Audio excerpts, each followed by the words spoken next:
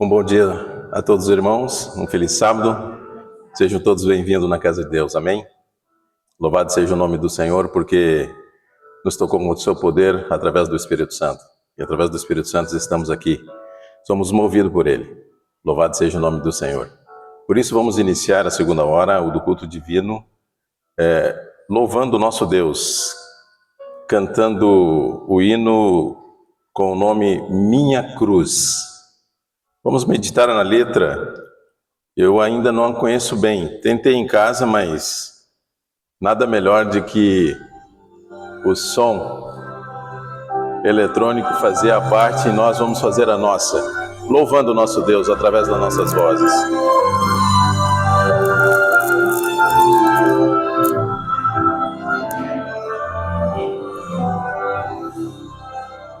A cruz que me deu Cristo pesa menos que o amor. As dores que sempre me assolam não me afastam do Senhor. A cruz que me deu para levar as dores que a minha vem assolar, não esconde meu Jesus, pois eu ando em sua luz, vou vencendo para os céus. O mundo, meu mestre, despreza e persegue os que de Jesus. Porém, pelo amor, pela graça, levarei a minha cruz. A cruz que me deu para levar as dores que a mim vem assolar. Não esconde meu Jesus, pois eu ando em sua luz, vou vencendo para os céus. Fazem a vontade de Cristo, sempre estou disposto sim, contando tão bela história, tenho graça e paz sem fim. A cruz que me deu para o levar, as dores que a mim vem assolar, não escondem meu Jesus, pois eu ando em sua luz, vou vencendo para o céu.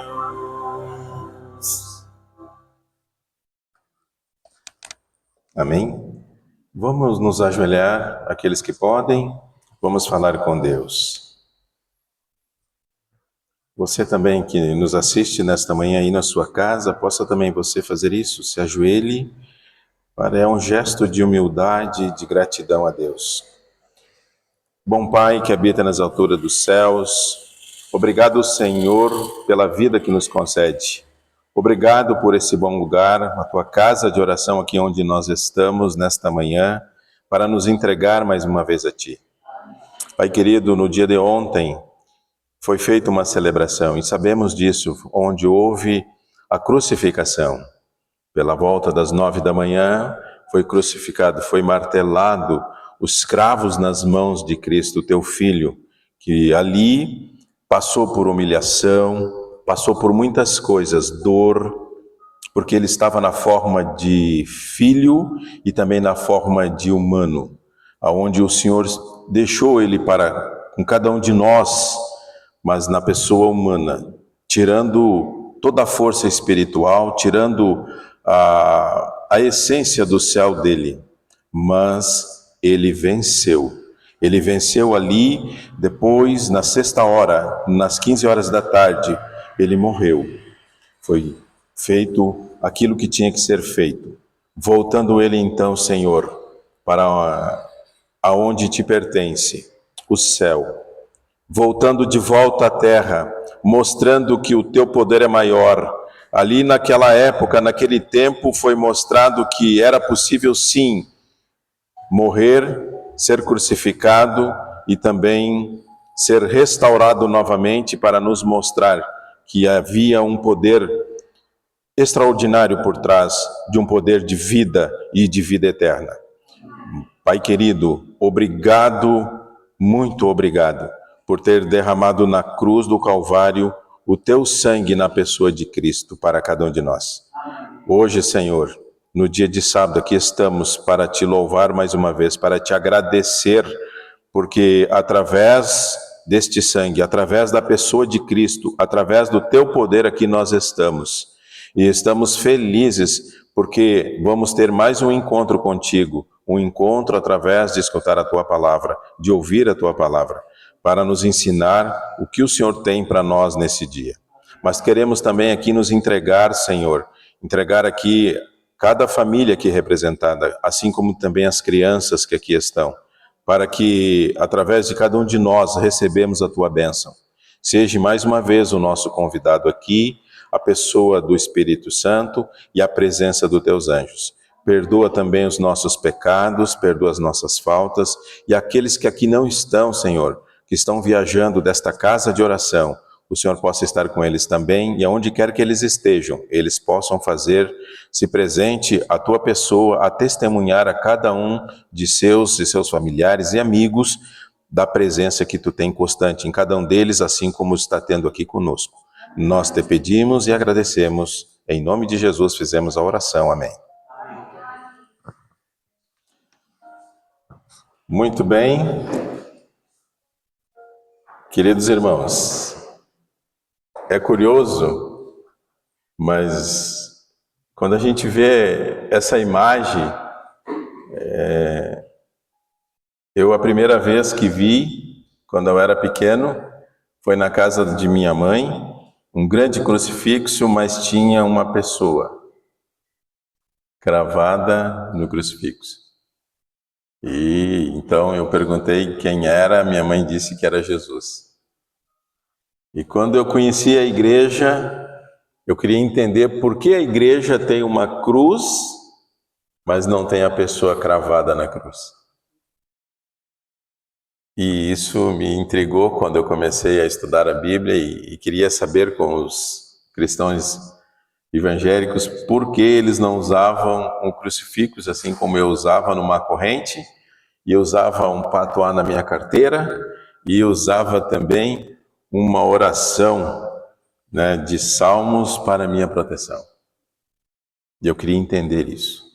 Eu queria saber dessas coisas. E quando a gente olha para a cruz, a gente não vê mais. E aí a gente vai estudar a palavra de Deus e agora eu entendo. Eu entendi o significado. Mas os cristãos católicos, eles ainda carregam a cruz como uma pessoa cravada. Mas para nós, não importa esse pedaço de madeira, mas faz com que nós tomamos ciência e podemos colocar na nossa consciência que num pedaço de madeira assim, lá atrás, tivemos a pessoa de Cristo. Algumas curiosidades eu trouxe aqui para a gente recapitular e lembrar um pouquinho da história cruel do passado. Quem foi que inventou, quem trouxe esse feito até o povo judeu?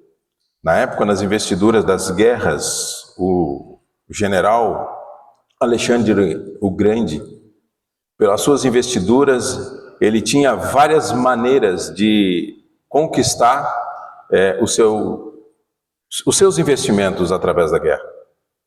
E nas investiduras contra os romanos não foi diferente.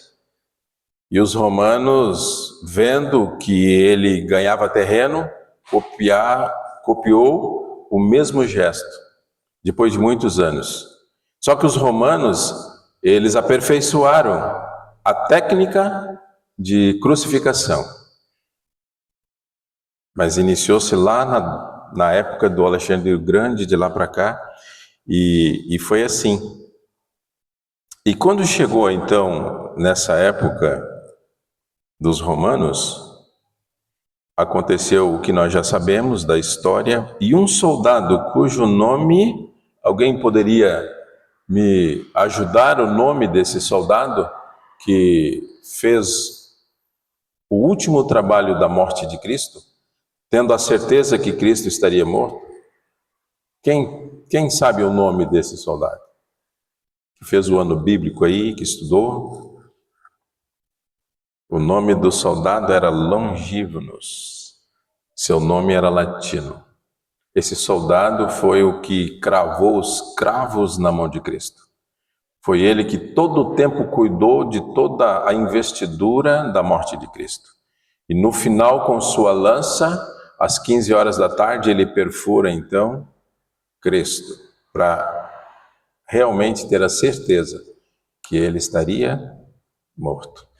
Sendo assim, não foi necessário então do quebramento de suas pernas, que seria após mais tarde, se por eventualidade, quando ficava no final do dia, eles se recolheriam para os seus aposentos ou para a sua volta à cidade. Os soldados até então faziam isto, mas como era uma pessoa diferente, Cristo, eles armaram as suas tendas próximas e ali o fizeram para proteger a pessoa que estava pendurada no madeiro. Claro que tinha mais dois, da direita e da esquerda, os dois ladrões. Mas a pessoa de Cristo era mais importante na época. E que isso não foi feito, por isso Cristo não foi quebrado das suas pernas. Também, um dos ditos da época, por que colocaram o nome de Jesus antes como o Messias, o Libertador? Na época do povo judeu, eles pensavam que o Messias seria o libertador deles. Eles tinham essa convicção. Eles tinham isso em sua mente. Mas isso não aconteceu de fato. O Messias, o nome Messias, chama-se Mashimishá, que significa ungido. Ungido, o libertador. Mais tarde, então, depois desse feito, a gente sabe que houve várias reuniões antes de acontecer a crucificação de Cristo. E nessas reuniões, também ali, tinha uma pessoa muito importante, um judeu. Esse judeu, ele fez parte da cúpula, da reunião de todas as investiduras por onde Cristo passou. Ele foi o que fez com que realmente acontecesse a morte de Cristo. Ele teve a oportunidade de poder advogar por Cristo, porque ele era um judeu, ele era um cristão, e Cristo tinha passado pela sua casa de oração, porque ele era um dos líderes. Ele poderia ter feito isso, sim ou não? Poderia, mas ele não fez. Pelo contrário, ele contribuiu para que pudesse, então, de fato acontecer a morte de Cristo. As pessoas ficam pensando, né? Dizem, mas foi o imperador. Sim, o imperador estava lá. Mas o imperador não foi o que deu a última martelada. E existia uma culpa por trás. É como hoje nos tribunais. Todo mundo pensa que é o juiz que condena. É ou não é verdade? Foi a doutora, né, juíza fulana de tal, ou o doutor juiz, né, que me condenou. Na verdade, não. Na verdade, existe atrás de uma porta, mas quantas pessoas ali? Elas vão fazer todo um parecer. E aí, quando chega o juiz, ele só vai ler a sentença do que foi decidido atrás da porta. É incrível isso, né? Mas, claro, a juíza sempre baseada dentro da regra da lei, do artigo e inciso. Mas se o artigo e o inciso foi manobrado por estes da defesa, que é os advogados e essas pessoas que estão lá atrás dessa porta, ele não tem o que fazer. Se o artigo tem algumas palavras, ou meia palavra, ou meia frase, para ele está dizendo que está dentro da lei. E ele apenas assina. Assim aconteceu então com o nosso Cristo.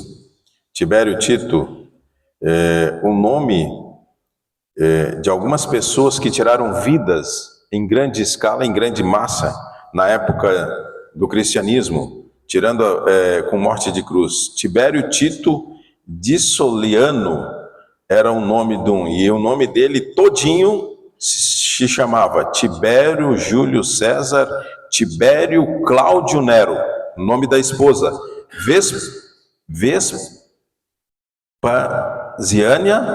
Vespasiânia Agrípana Júlia a Velha. Olha o nome, né? Um nome interessante, né? Grande, né? Também, Pôncio Pilatos foi o principal responsável e Herodes era o governador na Palestina. E assim, então, cujo nome do sacerdote judeu, que se chamava Buno, ele era o responsável, e foi o responsável, então, da cúpula da decisão da morte de Cristo. Mais tarde, ali, depois de Cristo, Flávio Joséfo, em 38 depois de Cristo, a 100, começou, então, diz Tito, nas suas escrituras, que ele que foi o primeiro a crucificar são em massa, depois de Alexandre o Grande, na Palestina, entre o povo de Israel. Numa investidura ali, ele achou melhor de fazer uma defesa nas muralhas da grande cidade, crucificando os judeus. Colocou 500, depois não tinha mais cruz, não tinha mais madeira, então, em vez de ele derrubar as árvores para fazer as cruzes, ele tomou uma decisão de pendurar as pessoas nas árvores. Cruel isso, né? Doloroso. Então, todos esses relatos, e chega essa época de todo ano, todo mês de abril, a gente tem que relembrar algumas coisas. A própria palavra de Deus, ela também nos lembra de quão dolorosa foi a morte de Cristo. Isaías é bem relatado, assim como também em outros livros também. Nós temos também aqui outra investidura. Depois que aconteceu isso com os romanos, melhorou a crucificação, o alemão Armínio, na sua investidura na floresta chamada Teutoburgo, essa floresta, ele ganhou a luta contra os romanos, e então ele pegou o líder Quinto Varo, e ele crucificou esse imperador, aonde Roma não crucificava os seus, muitos poucos se via a crucificação de um romano. Então, este alemão, vendo que não era possível ter terreno, ele pegou e crucificou esse imperador. E com isso ele afastou em grande massa todos os líderes e generais romanos, porque foi tão assustador que nenhum líder romano mais queria ser o quê? Crucificado. E aí então, a história também conta, no ano 60, que uma rainha, o nome dela de Boudica, ela era britânica e ela também teve esse feito. E aí a gente olha nos livros de história, o último relato, esta rainha, que fez esse feito de crucificar os romanos também. Então, irmão, por que eu iniciei com essas coisas, né, tão tristes? Hoje, o mundo não está mais crucificando as pessoas. O mundo está aprisionando as pessoas de outra forma, tirando a vida de outra forma. É pai que pega a criança e tira de cima da ponte. É mãe que desrespeita o filho. O ser humano não está mais tendo o capricho de olhar para dentro de si e ter cuidados de si mesmo. algumas noites passadas eu faço plantão na farmácia São João e eu vi uma cena assim que eu pensei que nunca mais eu ia ver esse tipo de coisa, mas eu vi. Um carro com mais de 5 pessoas dentro, desce uma moça de menos de 18 anos e entra para dentro da farmácia para comprar algumas coisas e volta para esse carro, e eu fiquei pensando, se fosse nas leis passadas, eu pegaria ela no braço, seguraria, trancava ela dentro de uma sala, ligaria para o pai, mandava um carro vir buscar e dizia: agora eu tomei o peito de ser teu pai, sou responsável por você e daqui você não vai sair, você vai sair daqui para sua casa. Antes podia fazer isso. É ou não é verdade? Se hoje você fizer isso, só tocar, você já está enrolado. Não pode mais. E não pode muito menos falar. E nem você pode, repreender. A sala de aula, os alunos, se uma professora repreende o aluno em sala de aula, na frente de todos, o que acontece? Vai a reclamação para coordenadora, direção e assim sucessivamente. Depende da repreensão, porque não pode mais. Tudo tem uma regra, tudo tem lei. Mas a palavra de Deus tem outra coisa. Vamos abrir as nossas Bíblias em Filipenses para a gente entender um pouquinho da história do que Deus tem para mim e para ti nesse dia, nesse sábado. O versículo é o 8 do capítulo 2 de Filipenses. É fácil, para quem já conhece, todos estão. Vamos abrir a Bíblia, Filipenses 2. Você que nos assiste também, possa fazer isso na sua casa, onde você quer que esteja. Filipenses capítulo 2, versículo 8. Todos encontraram? Amém? Vamos fechar os nossos olhos e orar mais uma vez. Grande Deus e Pai, a Tua palavra está aberta neste momento e queremos que a Tua bênção seja constante através da leitura da Tua palavra. Seja aqui, Pai, o nosso condutor, em nome de Jesus oramos, amém. Diz assim a palavra de Deus, versículo 8: Assim mesmo se humilhou, tornando-se obediente até a morte, e a morte de cruz. A morte de Cristo tem um significado, mas a morte de cruz e a morte de Cristo, onde Cristo foi morto na cruz, tem outro significado. A morte de Cristo, Apocalipse 13:8 diz que foi determinado na eternidade. Se você quiser grifar e marcar, capítulo 13, versículo 8, lá João relatou que a morte na cruz foi determinada lá na eternidade. Curioso? Isaías 53:4, Lamentações 1:12 fala que foi extremamente dolorosa a morte de cruz. Salmo 69:19 diz que foi vergonhosa a morte de cruz de Cristo. João 10:17-18 falou que foi de forma voluntária. E eu achei interessante e curioso aqui. De forma voluntária.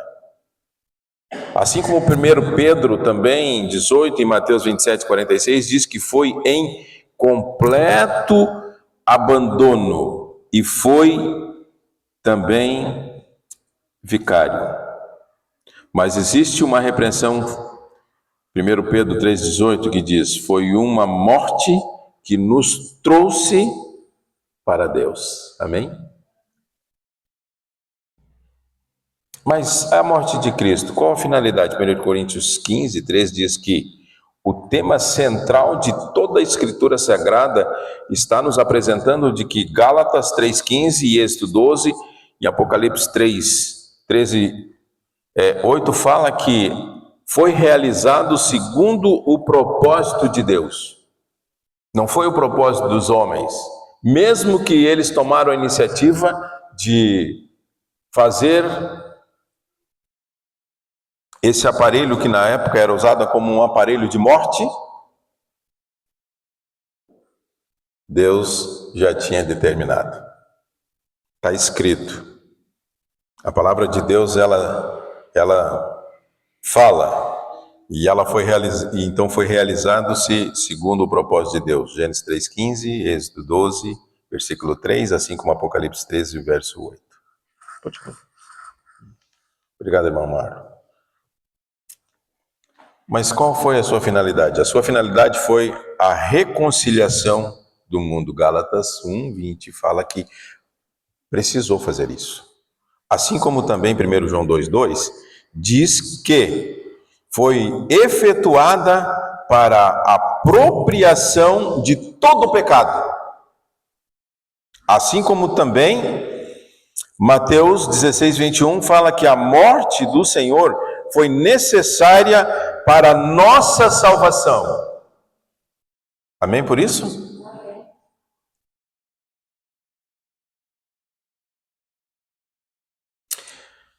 É incompreensível ao homem natural. Coríntios diz que é incompreensível. Agora, o efeito de sua morte, Filipenses 2:8 diz o verso 11, vamos ler aqui, voltando ao versículo 9 e 10, que não foi lido, e o 11, diz assim, continuando do versículo 8, no mesmo capítulo 2, fala assim, pelo que também Deus o exaltou sobremaneira e lhe deu o nome que está acima de todo nome, para que o nome de Jesus se dobre todo o joelho nos céus, na terra e debaixo da terra, e toda língua confesse que Jesus Cristo é o Senhor, para a glória de Deus Pai. Amém? A palavra de Deus diz aqui que o seu efeito seria nesse intuito. Satisfez a Deus plenamente. A palavra fala em capítulo 5 de Efésios, versículo 2, que Deus ficou satisfeito. E na lição, a gente, estudando na lição que se passou sobre a aliança do casamento, quando a gente vê que Deus fica satisfeito, como que pode Deus ficar satisfeito com o seu filho que morreu na cruz? A morte de cruz era cruel, era terrível. Será por que Deus ficou satisfeito plenamente? Por que a palavra de Deus diz que Deus fica satisfeito? João 12, 23 a 24, no 32 a 33, diz que foi glorificado ao Senhor. Porque Gálatas e Colossenses diz 2,15 de Colossenses que Satanás foi vencido eternamente. Louvado seja o nome de Deus, irmãos. Assim como a mesma eternidade que reúne e executa, mas ao mesmo tempo a execução sai ao natural. O inimigo de Deus condenado para a eternidade, ou seja, na eternidade ele não vai estar, amém? Coisa boa. Fomos justificados, Romanos 3:9, 8:3 e Hebreus 2:17, que pela sua justificação nós fomos justificados. Louvado seja o nome de Deus. Esta é a morte de Cristo, mas a morte na cruz traz que foi derramado o seu sangue, foi determinado na eternidade, foi extremamente dolorosa, foi vergonhosa, foi voluntária, foi completo abandono. Isso diz a palavra de Deus. E aí me remete para um personagem, um jovem rapaz de 17 anos, cujo nome, lá em Gênesis, quem? José. Quando a gente volta na história, José ele foi o verdadeiro vencedor de muitos obstáculos. Qual é o obstáculo que está te vencendo? Qual é o obstáculo que está me vencendo? Deus sabe quais são os obstáculos em nós que está nos vencendo. E Deus também conhece e sabe quais são os obstáculos que você possa vencer com Ele. E sem ele, Deus também sabe que você vai ser vencido pelo inimigo, e o inimigo está à disposição, está do teu lado também para te ajudar a vencer esses obstáculos. Só que na pessoa de José, a figura dele, e a narrativa da Bíblia no livro de Gênesis, o filho muito desejado de quem? De Raquel e de Jacó. Era o filho que andava tranquilo, bonito, bem vestido, pulava pelos jardins, uma túnica bonita, nova.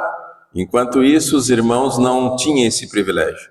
Os irmãos saíam em grande comitiva para cuidar do trabalho árduo, que era naquela época o gado, a pecuária, a vinicultura e assim sucessivamente.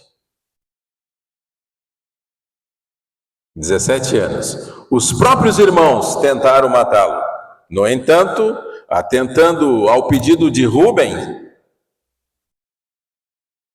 colocou ele dentro de uma cisterna e aprisionou com a ideia de fazer outra coisa. E nesse meio tempo que ele estava ali, ia passando uma comitiva de peregrinos, aonde eles faziam isso seguidamente. Viajavam pelo mundo, comprando, resgatando, fazendo sei lá o que, saqueando, não sabemos, mas a história relata que essa comitiva ia em direção ao Egito. E então os irmãos, na pessoa mais velha de Rubens, vende ele para uma dessas comitivas. E José foi vendido. Agora José vendido, como que vão eles chegar em casa e explicar para o pai, Jacó, sua mãe, Raquel, que o filho não aparecera até o acampamento deles? Tiveram uma ideia brilhante. Pegaram a túnica e beberam, encharcaram, umedeceram no sangue de um bode. E assim ao levar a túnica encharcada de sangue para o pai Jacó e deram. E lá o pai, olhando, imaginou: meu Deus, o que aconteceu com meu filho? Vocês sabem me dizer? E os rapazes, cada um deve ter falado de um jeito: pai, eu não vi, pai, não chegou, pai, não sei, nós encontramos a túnica, desse jeito, assim como o senhor está vendo. Jacó, na sua consciência e na sua imaginação, pensou: uma fera havia sido devorado, uma fera deve ter devorado o meu filho, uma fera selvagem, e não sobrou nada dele. Quanto tempo Jacó e Raquel ficaram com esse pensamento? Irmãos, da mesma forma o inimigo de Deus, você que me assiste também, ele coloca e abre caixas, portas, janelas e coisas na nossa mente e no nosso coração, dando a oportunidade de você ficar imaginando e pensando, assim como na época Jacó e Raquel. O que aconteceu? O que aconteceu com meu filho? Como que foi? Porque a verdade não se tem. E é desse jeito que o inimigo age, fazendo você criar expectativa, imaginar coisas na tua mente e no teu coração. E aí, em vez de tomar uma decisão de fé, de confiança, para a pessoa de Deus, busca na pessoa do inimigo de Deus. Só que o filho foi levado. E José, no Egito, foi vendido a Potifar, um capitão, cujo ele era capitão da guarda do rei egípcia. As suas habilidades e a sua lealdade garantiram a ele uma posição como mordomo na casa de Potifar. O rapaz cresceu, ficara forte, sarado, bonito, educado. Ele tinha a integridade ainda do povo de Deus.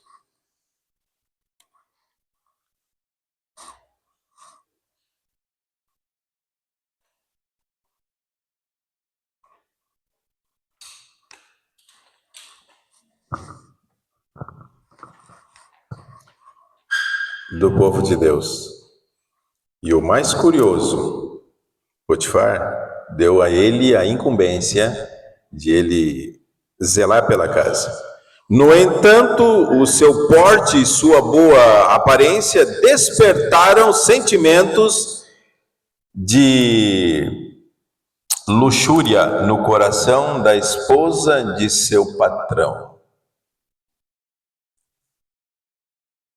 E quando finalmente recusou as investiduras daquela mulher, as intenções da mulher, também as insinuações, de todo jeito, ele optou pelo quê?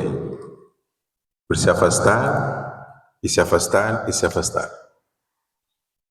Conhecemos a história, ela não ficou contente, e arquitetou e jogou ele dentro da penitenciária. Assim que Potifar chegou de suas viagens, de suas investiduras, José estava preso.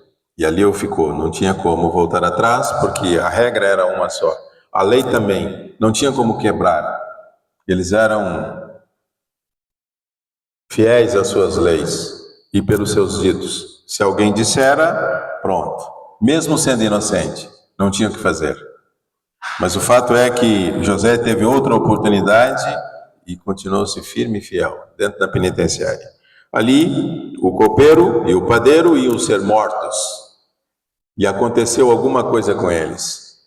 E através disso, José o ajudou. No passado, depois de alguns anos, José, depois de 13 anos depois, José estava com 17, 13 anos depois, olha quanto tempo, dentro da penitenciária, houve uma oportunidade.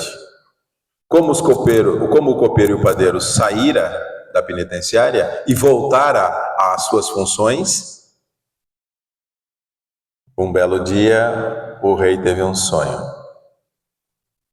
E um deles escutou o sonho e disse: ó rei, existe um moço, um rapaz, que pode explicar o teu sonho. E nós conhecemos a história. E lá já ele, nos seus 30 anos, o faraó chamou e ele então explicou tudo sobre o sonho. O rei perguntou o que significava. E José disse: olha, vai ter alguns anos de fartura e logo em seguida vai ter outros anos na mesma proporção de miséria.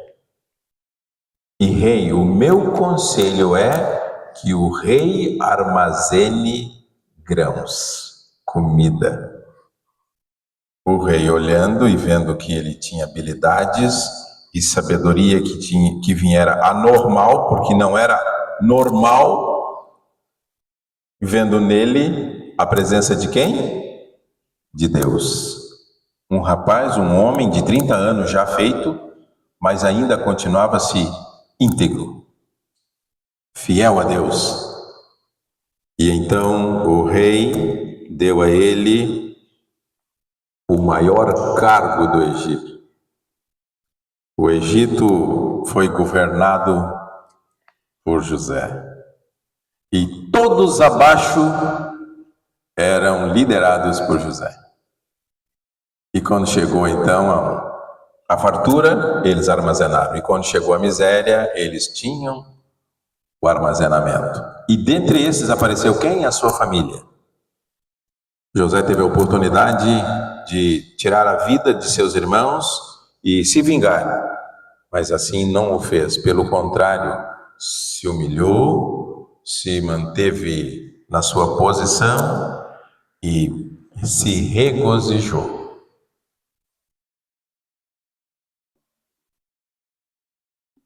José se fortaleceu para enfrentar tantos desafios, adversidades, injustiças, maus tratos de familiares e de estranhos, como também conseguiu se manter fiel aos seus valores e íntegro à sua conduta. Ele havia aprendido e cultivado uma profunda confiança em Deus, e todas as circunstâncias, fosse a sua casa pelo caminho ou pelo poço, ou por uma prisão ou reino, não importa onde ele estivesse, ele utilizou de habilidades recebidas de Deus e desenvolvidas na prática, fosse como exilado, prisioneiro ou governador. Quando teve a oportunidade de se vingar de seus irmãos pelos maus tratos, pelo desprezo que havia recebido, escolheu o perdão e a reconciliação.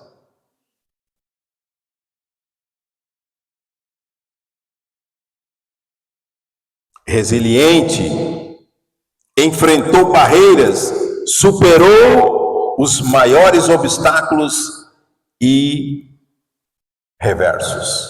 Louvado seja o nome de Deus. E foi por meio de sua confiança em Deus que José encontrou forças para vencer. Quais são os obstáculos que estão te vencendo? Que possamos meditar e pensar na pessoa desse jovem José, para que possamos também vencer. Irmãos, aí fora existe muitas coisas acontecendo. Assim como também tem uma história que aconteceu em 1893, uma epidemia, na época foi a cólera, que aconteceu na cidade de São Petersburgo, lá na Rússia, e onde morava ali um famoso compositor russo, o Piotr. E ele foi o único que ignorou toda a orientação de saúde. A saúde foi até ele e disse: olha, a partir de hoje você não pode sair. A partir de hoje, se você sair, você tem que usar máscara. A partir de hoje, se você pisar numa água, você tem que chegar em casa, lavar o sapato. E se você chegar num local que tiver que tomar um líquido, você tem que ferver esse líquido. Ele disse: eu não vou fazer isso. E aí, então, aos seus 53 anos, as bactérias da doença invadiram o seu organismo e ele morreu com essa idade. Milhares perderam as suas vidas por também ignorar as orientações que foram dadas sabiamente da saúde. E hoje não é diferente. Só que hoje nós estamos lidando com a saúde mental, onde o inimigo de Deus tem agido. As pessoas não estão tendo mais saúde mental satisfeitas e de uma forma que Deus queria que tivesse. O nosso lóbulo frontal está sendo atingido a cada segundo. Porém, as doenças emocionais têm levado a desfechos fatais. Enfermidades mentais prevalecem por toda parte. Deus é o autor da vida e deseja que tenhamos boa saúde. João 3, capítulo 2. E Ele também nos provê ferramentas e recursos para fortalecer a saúde emocional e desfrutar uma vida abundante. O salmista, no Salmo 119, 105, diz assim: lâmpada para os meus pés é o quê? É a tua palavra. Porque a luz tem meio e a luz, ela tem trazido claridade a tanta escuridão.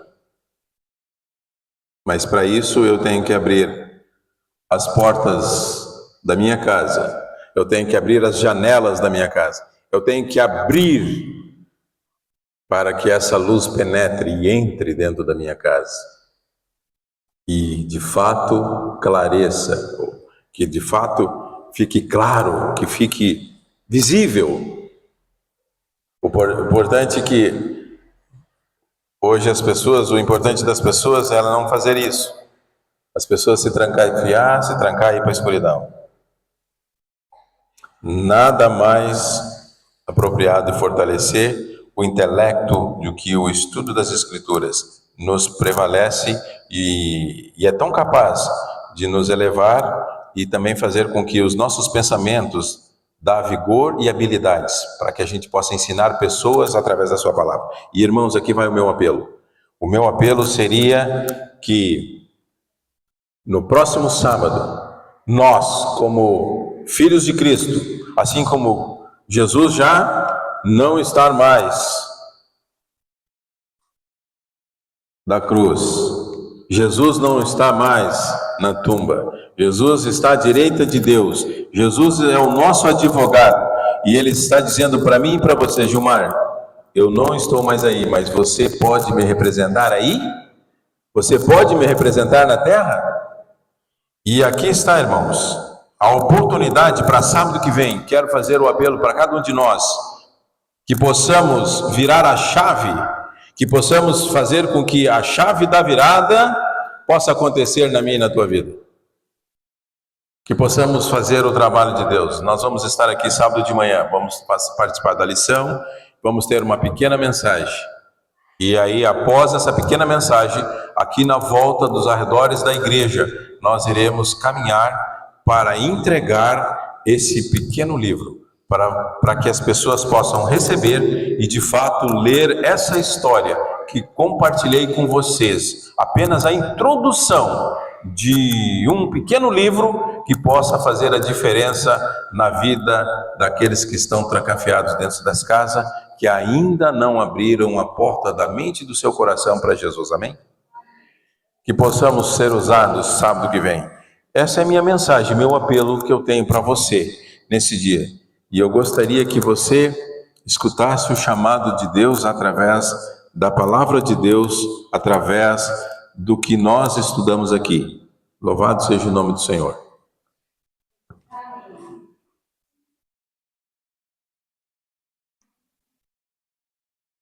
Vamos nos colocar de pé e vamos orar. Grande Deus e Pai, muito obrigado pela tua mensagem, obrigado pelo teu convite e obrigado por nos tornarmos fortes em Ti.